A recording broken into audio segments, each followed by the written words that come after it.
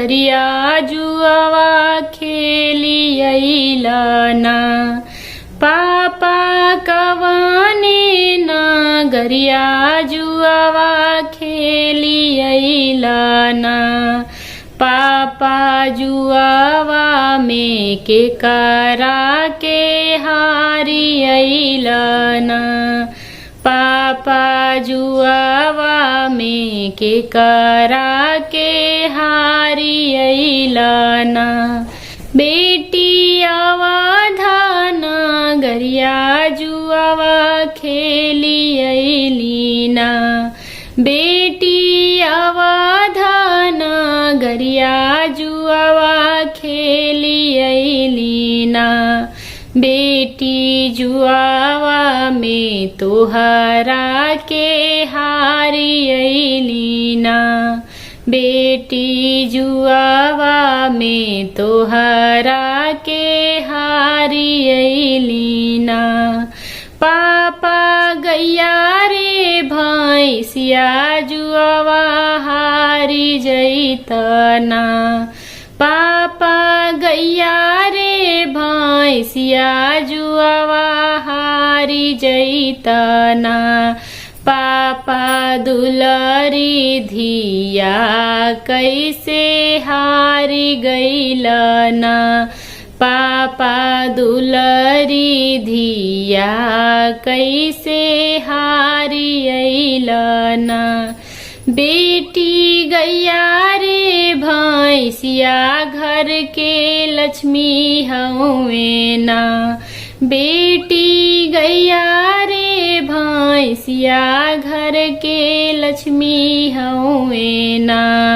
बेटी तुहाँ के रखल बड़ा भार हवे ना।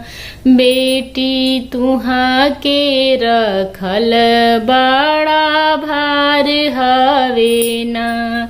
भैया कवनी नगरिया जुआवा खेली अइलना।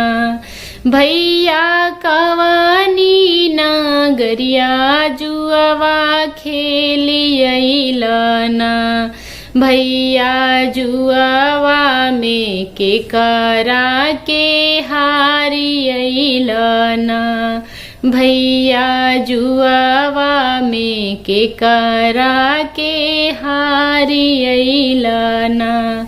बहिनी अवध नगरिया जुआवा खेली अइलीना। बहिनी अवध नगरिया जुआवा खेली अइलीना। बहिनी जुआवा में तोहरा के हारी अइलीना। बहिनी जुआवा में तोहरा के हारी अइलीना। भैया गैया रे भैंसिया जुआवा हारी जैतना। भैया गैया रे भैंसिया जुआवा हारी जैतना। भैया दुलारी बहिनिया कैसे हारी अइलना। भैया दुलारी बहिनिया कैसे हारी अइलना। बहिनी गैया रे भैंसिया घर के लक्ष्मी हवे ना। बहिनी गैया रे भैंसिया घर के लक्ष्मी हवे ना। बहिनी तुहाँ के रखल बड़ा भार हवे ना। बहिनी तुहाँ के रखल बड़ा भार हवे।